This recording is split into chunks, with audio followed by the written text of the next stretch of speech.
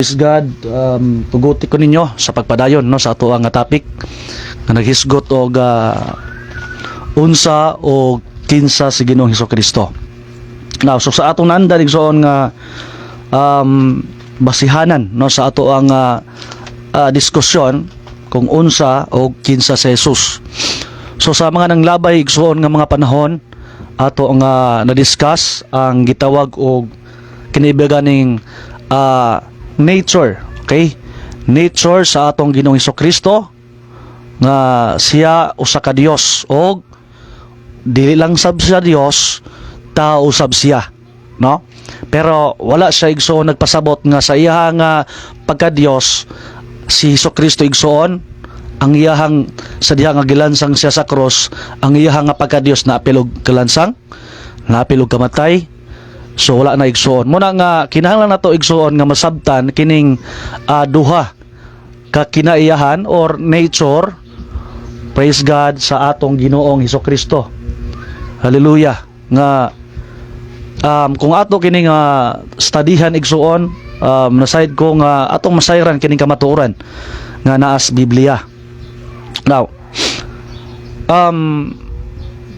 ang atong Hesukristo igsoon sa ako nang giingon nga sa wala pa siya igsoon, hallelujah, na tao, praise God, gipanagna na, ano? Gipanagna ni Propeta Isaias nga kaning bataa matao, og iya nga og siya igsoon paganganlan og amahan nga way katapusan, paganganlan siya og Dios nga makagagahom. So wa na nagpasabot mga igsoon og mga kahigalaan, mga Facebook live viewers, no, nga pag-ingon na gani sa Dios nga kining pag-ingon sa propeta nga kaning bataa matao ug ang iyang ngalan pagkatawgon og amahan nga way katapusan, prinsipe sa pakigdait, katong gipakatao dito apil og pagkatao ang Dios. Wala na dai pasabot. Siya igsoon gitawag sang titulado siya. He is gitawag igsoon og naasay title, no, bilang Dios. Unya titulado usab sa igsoon bilang tawo, no? So mao na igsoon ang atong nasabtan sa walang kasulatan nga wala na maghisgot igsoon, hallelujah, nga ang Dios gianak. Wala sad na maghisgot mga higala og ang Dios namatay, kung dili ang sa balaang kasulatan naa say duha ka distinction. Naa say distinction as a man and distinction as God. So kung maghisgot gyud ta igsoon og ang Dios, praise God, namatay, kana igsoon di gina sa nato mabasa sa balaang kasulatan o wala gyud scripture nga nagsupport diana. Gani salamat na lang pod, no, kay natay mga nadunggan sab, no, nga mga doktrina nga ang Dios namatay, pero salamat na lang sa Ginoo nga sa lain, no, sa mga niaging mga adlaw, praise God, atong nasuta nga nausab na, no, nausab na ang iyahang klase sa pagpanudlo tungod kay wala niya gidirect dito og point out nga ang Dios namatay. Gipaagi na mga igsoon og lawas, gipaagi na igsoon, pero at the same time naragyapon siya kanang connected igsoon sa ganing gitawag og pagka-Dios. Now karon gamay ra gitag oras, praise God, ang atong oras gamay kayo, pero salamat na lang sa Ginoo mga igsoon nga matagaan nato ni gabayng panahon, no? So igsoon, ignon ko kamo nga ang Dios di lagi masya mamatay, no? Kaysa John 3:16 pinagis gugmas Ginoo iyang gihatag ang iyang bugtong anak. Sa John 3:16, for God so loved the world that He gave His only begotten Son. Sa ako nang giingon nga pinagis gugmas Ginoo iyang gihatag ang iyang bugtong anak. Sa English, begotten Son. Therefore, ang katong gihatag sa amahan, katong iyang bugtong anak. Unsa man ang anak? Sumala igsoon sa word nga begotten, may sinugdanan siya, may katapusan siya. So karon ang namatay diha igsuon katulaging gitawag og anak, no? Katong anak nga gipanagna, praise God, or giingon sa Espiritu Santo ngadto kang Jose nga Jose ayaw pagpanuko sa pagpangasawa kay Maria kay kanang iyang gisamkon lalang nas Espiritu Santo. So maghisgot taglalang himo ang Dios Espiritu Santo mao'y naghimo sa mao nga lawas ug unya mautos sa igsoon ang gibuntis ni Maria. Therefore, pagpanganak na ni Maria mga igsoon katong iyang gianak, katong iyang lawas. No? Lawas sa Dios. Dili ang Dios may gianak. Unlike igsoon pag miyon ka nga kung ang imong tinuhan gani nga miyon ka nga ang Dios gianak, wala na gid nay mabasa or wala na naisuoy mabasa, no, gamit ang Biblia, kundi ang mabasa da igsoon kanira giyong tawhanong lawas, no, sa atong Ginoong Kristo maoy gianak, gipakatao igsoon, unya maoy nakahimo dito pagpalansang sa cross aron sa pagluwas sa atong mga kasalanan. So pinagigsoon sa gugmas Dios iyang gihimo, praise God, nagform siya, naghulma siya og lawas aron iyang gamiton aron sa pagdupang ngadto sa cross, aron sa pagluwas sa iyang makatawhan, no? So dunay usa ka punto ba nga atong pwedeng tandugon, pero wala magiti oras God. Igsoon naay punto nga atong tandugon karon kining gitawag og gipanganak ba ang Dios. Praise God. Ug niya do naman tay babalan, no, nga sumala sa uban na nga atong mga kaila nga ang Dios kuno sa diha nga gibuntis ang tawanong lawas sa Dios, giapil sab kuno og buntis ang Dios. Therefore sa diha nga gipanganak sa igsoon katong paghimo paglalang sa Espiritu Santo sa lawas, giapil pud og kanang mold, gimold sab didto ang kanang gitawag og pagka-Dios o ang Dios gimold dito kauban sa lawas. Therefore pagbuntis sa lawas, giapil sa buntis ang Dios. Na paghuman igsoon og buntis, siyempre anak, giapil sa og anak ang Dios. So mo na igsoon ang komplikado, praise God, nga doktrina kung ato na sa ibase sa Biblia. Komplikado igsoon, complicated siya. Kinanglan igsoon nga mabuksan na gyud, no? I hope na igsoon nga mabuksan ang atong salabutan pinaagi sa maong tinuuhan, no? Kay sagay kaihon ko na ang Dios di gid sa pwede igsoon nga ianak. Kay Dios man siya, espiritu siya. John 4:24, God is a spirit, and who they that worship him must worship him in spirit and in truth. Bupasabot ang Dios espiritu. So dili isa mabuntis. Ikaduha,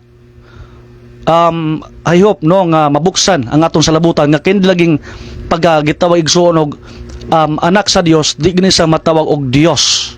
Ngano man kay kung Dios pa siya igsoon kato dieng pagmold, okay? Pagmold igsoon sa lawas, praise God, giapil og mold ang pagka-Dios. Unya kay gimold man ang Dios igsoon, pagmold sa lawas giapil og mold ang Dios. Pagbuntis sa lawas, of course, sumala sab, no, sa confirmation sa atong higsoon nga giapil sab og buntis ang Dios. So sumala, no, sa atong pangutana, nangutana sab ko igsoon kailan jud ka nako kay nagka-istorya man ta, pero sumala sa imong pamahayag nga ang Dios sa diha nga gibuntis ang lawas, gibuntis sa apil ang Dios. Sa diha nga gibuntis ang kining gitawag og lawas, gibuntis ang Dios. Sa diha nga gianak ang lawas, gianak sab ang Dios.